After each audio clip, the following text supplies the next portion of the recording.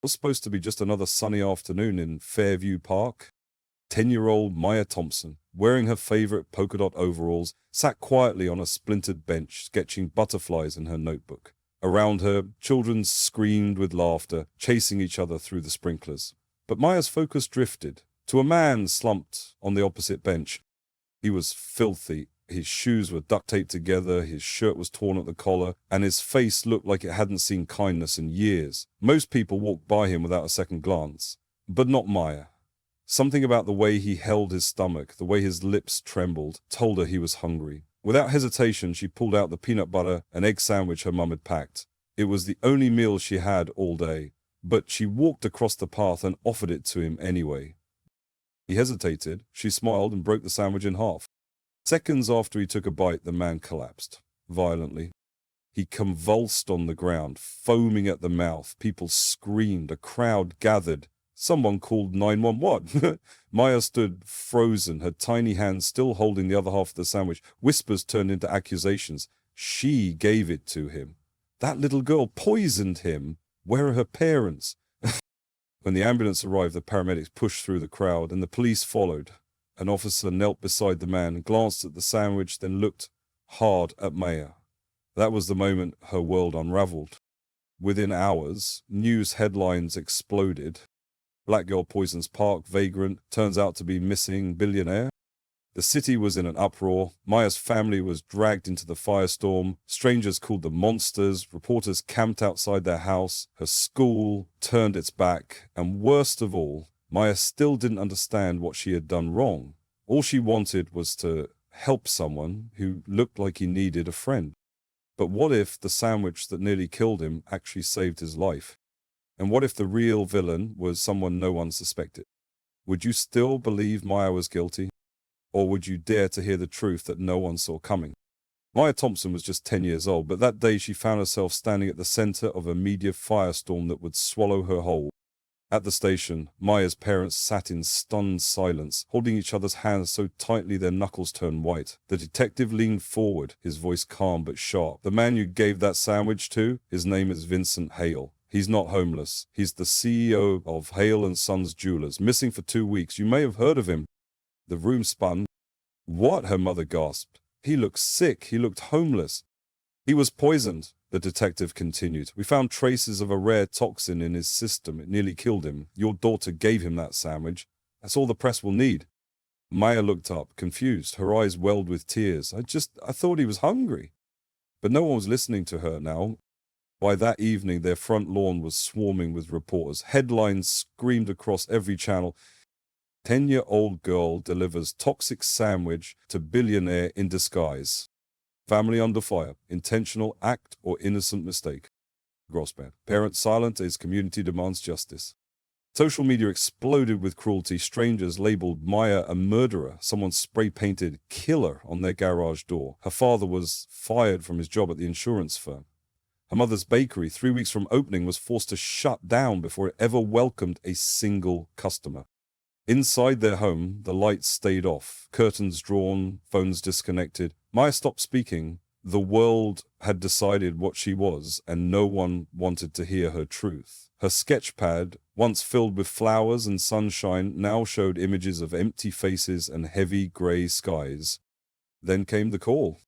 The district attorney was moving forward with charges involuntary manslaughter. Maya would be tried as a minor, but the implications were life-altering. A public hearing, a criminal record, supervision for years, and possibly financial compensation in the hundreds of thousands. She's 10, your father whispered, broken. She was just trying to feed someone, but no one cared about good intentions anymore. On the day of the hearing, protesters lined the courthouse steps. Some shouted for justice, others oddly held signs that read, "She's a hero." The mix only deepened the confusion. What was the truth? In court, Maya sat quietly in her too big blazer, legs dangling from the bench. The judge's eyes were tired, yet stern. As the prosecution painted her act as reckless endangerment, Maya began to tremble. Not because of the accusations, but because she saw for the first time what kindness could cost in a world eager to blame. Outside, storm clouds rolled in, but something else was brewing too, something no one expected. a whisper, a doubt, a crack in the narrative. Because while everyone focused on Maya, no one had asked the most important question. Why was a billionaire alone in the park, disguised as a homeless man, and poisoned before Maya ever arrived? And more importantly, who actually wanted him dead? That question, unasked by prosecutors, ignored by reporters, and buried under public outrage, hung in the air like a storm cloud ready to break. But no one seemed interested in peeling back the layers of the truth. The story was too perfect. A poor black girl poisons a wealthy white man. The contrast was dramatic, the outrage contagious, and the facts didn't seem to matter. The courtroom buzzed with murmurs as Maya's mother, Celeste, clutched her daughter's hand tightly. Her lips trembled, not with fear, but with rage. Rage at how fast the world had turned on them, how one moment of kindness had turned into a life sentence of shame. Outside, the media circus continued. Kill a child, monster or mistake. Parents of poisoner break their silence. Exclusive tonight at 7. Calls for CPS investigation grow as billionaire victim clings to life. Networks began spinning their own versions of the narrative. Anonymous sources claimed Maya's father had a criminal past. Completely false. A popular morning show even suggested the family had trained Maya to approach high-profile targets for money. Another outlet dubbed her the sandwich siren. Clicks mattered more than truth. Meanwhile, inside the house they once called a home, fear and desperation took root. The worst blow came when Maya was expelled from school. The official reason?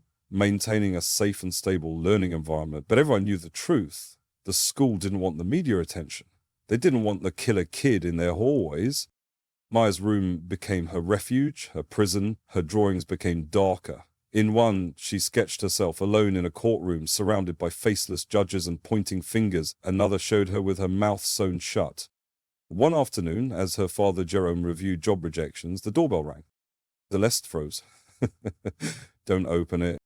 But it wasn't reporters. It was a woman in a grey coat, holding a large envelope. You don't know me, she whispered, but I worked for Vincent Hale before he disappeared. Her name was Elena Cruz, former executive assistant to the billionaire. She slipped the envelope onto the coffee table and looked directly at Celeste. You need to see what's inside. Keep it hidden. They're watching everyone. Jerome opened it slowly. Inside, printed emails, digital photos, and a voice recording on a flash drive. What they discovered turned their blood cold. The emails revealed internal discussions about embezzlement, offshore accounts, and forged signatures, all tied to Vincent Hale's company. But the most damning were the messages between Vincent's wife, Miranda Hale, and the company's CFO. Once he's gone, we move on the shares. I want everything liquid within 48 hours. He is already suspicious. That stupid assistant won't stop asking questions. They removed both of them. Jerome blinked. This isn't just about us. They tried to kill him. Elena nodded. And Maya saved his life. Maya, standing in the hallway, looked up. But why is everyone still mad at me? Jerome knelt, pulling her into his arms. Because they don't know the truth yet, baby. But they will. The next day, they brought the evidence to a defense attorney named Malik Rhodes, a relentless but principled man known for winning impossible cases. When he reviewed the materials, his jaw clenched. They buried this. The police, the DA, they didn't miss this. They ignored it. You know? Sonisles asked. Of course, Miranda Hale is powerful. Her family funds campaigns. She controls real estate, hospitals, and 2 news networks. They needed a distraction. Maya was perfect. That night, Maya's story took another horrifying turn. Her home was broken into.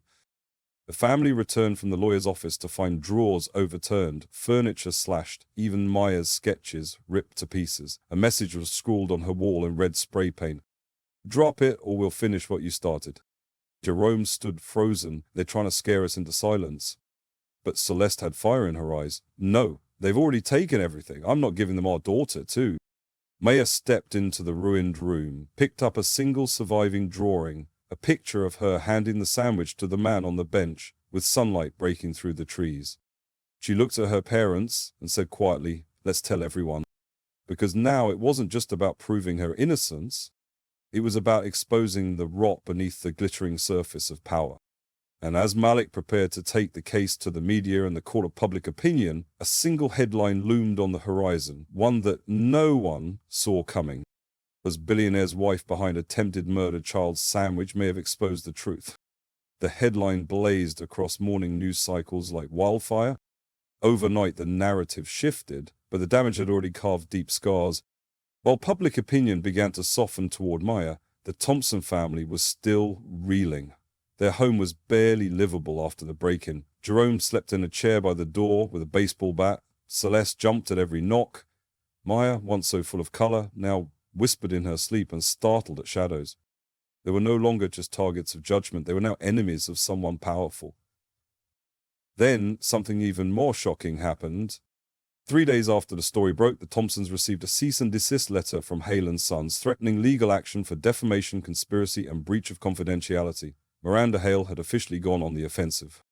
"She's accusing us of conspiring against her," Jerome scoffed, holding the letter with trembling fingers. "She wants to bury us in lawsuits now?"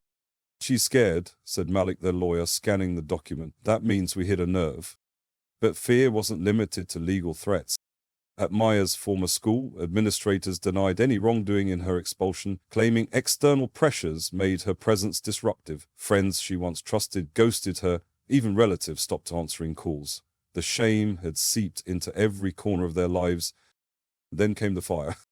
On a Sunday night, just after dinner, smoke curled up from the garage. Jerome smelled it first, burning plastic. He opened the door and was met by a wall of flame. They barely made it out in time. The fire department ruled it suspicious.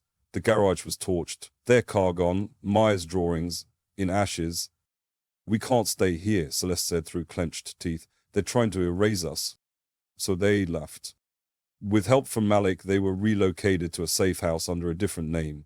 Gone were the comforts of home, no family photos, no familiar streets, no chance at a normal life. Maya was homeschooled now, learning between trauma counseling sessions and therapy art classes, each painting a little darker than the last. But even in exile, hope flickered. A former bodyguard of Vincent Hale contacted Malik. He had overheard arguments between Miranda and the CFO before Vincent's disappearance. He had proof, a hidden audio file stored on a private drive. It revealed Miranda's chilling voice. "We wait until he's out of sight. The sandwich is just a decoy. And once he's sick, we finish the job. Then the company's mine." A decoy, the sandwich. Maya's simple act of kindness had disrupted a multi-million-dollar murder plot. Malik knew this was the break they needed. He presented the file to the district attorney's office, and suddenly the tone changed. Investigators reopened the case. Miranda Hale was subpoenaed. The media turned ravenous again, but this time they chased her. Yet for the Thompsons, redemption didn't come quickly. Back in Fairview, rumors persisted. Maybe they faked it all. That girl's family's just lucky. You can't trust them. Jerome couldn't find work. Celeste's bakery dreams had turned to dust. And Maya, despite everything, still felt like the villain in her own life. "I thought when the truth came out, people would say sorry," she told her mum one night. Celeste tucked a blanket around her and whispered, "Sometimes, sweet girl, the truth scares people more than the lie." Then came a knock on the safe house door. It was a man in a wheelchair flanked by private security. Vincent Hay. His face was pale, still healing, but his eyes, sharp, awake, held something Maya hadn't seen in weeks. Gratitude. "I asked to see her," he said. Maya stepped forward, unsure. "I didn't mean to hurt you." He shook his head. "You didn't hurt me, Maya. You saved my life." He explained everything, how his wife had been slowly poisoning him for weeks, how the sandwich triggering his egg allergy caused him to vomit before the final dose could finish him, how his allergic reaction had interrupted the real murder attempt. "You exposed everything," he said, voice thick with emotion. "Not the lawyers, not the police. You, a little girl with a sandwich." He pulled a document from his coat. "I've sold the company. It's being restructured, but I've kept one building, our first retail store. It's yours, Jerome. I want you to run it." He turned to Celeste. "And next door, a storefront's available for your bakery." "And to my own." He knelt slightly. "E-paintings. I saw them in the news. I'd like to sponsor your first gallery. Let people see what kindness looks like when the world tries to break it." the first time in months, Maya smiled. But even in that moment, as light returned to their lives, one question lingered in Vincent's eyes, and he finally voiced it aloud. But why did Miranda pick you to be the scapegoat? And just like that, the shadows thickened again. Because the answer was even darker than anyone imagined. Vincent's question struck like a lightning bolt in the silent room. Maya looked up at him, puzzled. Celeste and Jerome exchanged glances. For a moment, no one spoke. Then Manny, standing in the doorway, slowly closed the folder in his hands. Actually, he said, we may have an answer. He walked to the table and laid out 3 photographs. One showed Miranda Hale stepping out of a black Mercedes. Another captured a grainy shot of her entering a building late at night. But the third image made everyone freeze. It was a surveillance photo of Miranda sitting in a private booth at a downtown restaurant across from a woman in a janitor's uniform. Maya's heart skipped. That's my grandma, she whispered. Jerome leaned in. That's Mama Ruth. Malik nodded grimly. 6 years ago, your mother's mother, Ruth Tompkins, worked as a night cleaner at one of Hale and Sons' headquarters. One night, she reported unusual activity in the executive suites. Shredded financial documents, unmarked containers being removed in vans, private meetings after hours. She filed a quiet whistleblower complaint. Anonymous, but traceable. She was trying to do the right thing, Celeste breathed.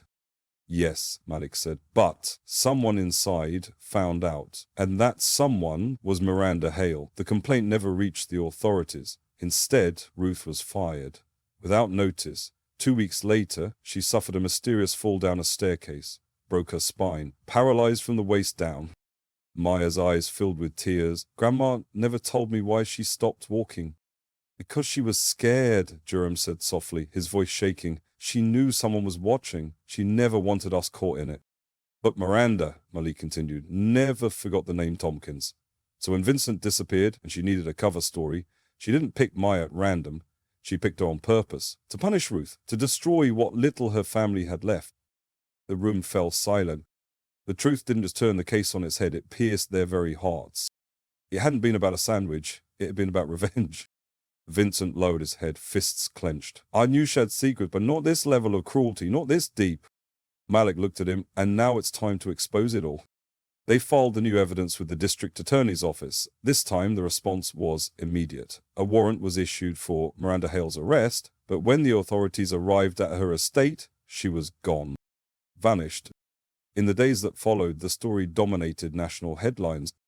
Whistleblower connection discovered in Hale case, billionaire's wife accused of attempted murder and decades-long corruption, missing executive savior was target of personal revenge. Family of 10-year-old girl demands justice as fugitive Miranda Hale evades arrest.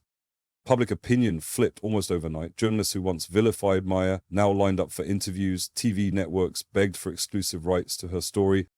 But the Thompsons declined every offer. They didn't want fame, they wanted healing. They visited Ruth's nursing facility together for the first time in weeks. As Celeste wheeled her mother into the garden, tears streamed down her cheeks. I'm sorry we didn't know, she whispered. Ruth smiled weakly and reached out for Maya's hand. You knew enough to be kind, baby. That's all that matters. The 3 generations sat beneath the autumn trees, bathed in orange light, and for the first time in what felt like forever, Maya felt safe. Weeks passed. Vincent kept his word. Jerome became the manager of the newly rebranded Hale & Hope Jewelers. Celeste opened her bakery next door. Ruth's rise, in honor of her mother, and Maya, now a symbol of strength, hosted a charity art show with proceeds going to children affected by injustice and wrongful accusations. Her favorite painting was titled The Bench.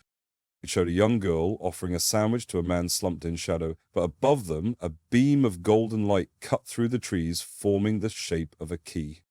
Kindness unlocks truth, she told a local reporter, even when no one believes you. But just when life began to feel normal again, another twist surfaced. Interpol released a new report. Miranda Hale had been spotted in Zurich. She'd withdrawn over $9 million, 0 cents in cryptocurrency, a new identity, a new passport, and still no arrest. The FBI knocked on the Thompson family's door. She might try to come back, the agent said. She doesn't leave things unfinished. For a brief moment, Maya's hand trembled. But then she looked around at her parents, at her grandma, at her new paintings, her quiet home rebuilt from ashes, and she stood tall. "We're not afraid of her anymore," she said. Because what Miranda Hale didn't count on was that kindness can survive fire, silence, shame, even hate. And when it does, it becomes unstoppable. The months that followed were not without fear, but something had shifted in the Thompson household. Something unbreakable. They no longer lived in hiding. The shadows had lifted. The world knew the truth now, and Maya's name, once whispered in judgment, was spoken with respect. Her face had become a symbol of quiet courage, appearing in classrooms, art programs, even city billboards promoting empathy and justice. Still, the wound left by Miranda's betrayal cut deep, and while the bakery thrived and the jewelry store flourished under Jerome's careful management, there was always the lingering question, would she come back? Then one morning, a letter arrived. It was postmarked from Switzerland, no return address. Inside was a single photograph of Maya's art show flyer torn in half with a smear of lipstick across the middle. Zellis gasped. "She's watching." Jerome's hand tightened around Maya's shoulder. "Let her." But Maya just stared at the torn paper, then calmly picked it up and taped it back together. "Let her see we're still standing," she said. And that's when it happened. A week later, Maya was invited to speak at a national education conference in Washington, D.C. The theme was the power of one kind act. Thousands of teachers, parents, and students gathered to hear her story, not just about the sandwich or the trial or even Miranda Hale, but about resilience. On stage, Maya stood before the crowd, holding her sketchbook in one hand and a microphone in the other. "I used to think kindness was something quiet," she said softly, "like handing someone a sandwich, like giving without asking why. But I've learned it can be powerful too. Kindness can uncover lies, it can shake the world, and sometimes it can even save a life." The audience rose to their feet, thunderous applause echoing through the hall. Backstage, as she stepped into her parents' embrace, a federal agent approached with a quiet smile. "We just got word," he said. "Zurich authorities have detained Miranda Hale. She'll be extradited within the week." Celeste closed her eyes, tears streaming. "It's over," Jerome whispered. "No," Maya said with a small smile. "It's just beginning." And in that moment, amid cheers, tears, and the weight of everything they had survived, the Thompsons knew they hadn't just reclaimed their name. They had rewritten their story. From pain came purpose, from shame came strength, and from a single act of compassion came a future no one could have predicted. Future filled not with fear, but with hope. And that hope didn't stay confined to the Thompson family. Maya's story. Once a tabloid scandal had become a national conversation, her message spread from community centers to courtrooms, from art classrooms to government hearings. New legislation was proposed to protect minors wrongfully accused in criminal cases. Schools introduced empathy-based education programs. Across the country, people began asking, what if we looked deeper before judging? What if we gave kindness the same weight as suspicion? Maya, still just a girl with paint-stained hands and a soft voice, had sparked a movement she never intended but deeply believed in.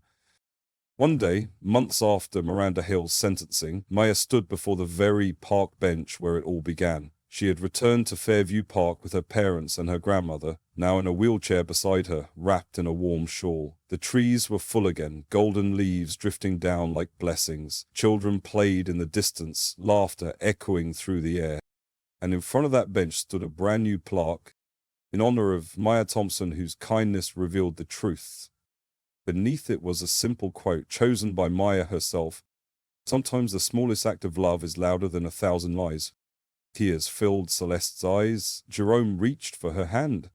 Ruth chuckled softly. Not bad for a girl who just wanted to share her sandwich. Maya smiled, shy but proud. "I just wanted to help." And maybe that was all the world ever really needed. Because when one child dares to be kind in a cruel world, and when that kindness is met with strength, unity, and truth, it doesn't just change one life, and it transforms us all. So if you've been moved by this story, if Maya's courage, her family's strength, and the power of love over lies has touched your heart, don't let the message stop here. Leave a comment below. What would you do if you were in Maya's shoes? Like this video if you believe compassion still matters in today's world. And make sure to subscribe to our channel for more true stories that reveal the power of truth, justice, and everyday heroes like Maya. Thank you for watching, for feeling, and for believing that one act of kindness, no matter how small, can echo farther than we ever imagined. We're grateful to have shared this journey with you. Until next time, stay kind, stay strong, and never stop believing in the power of good.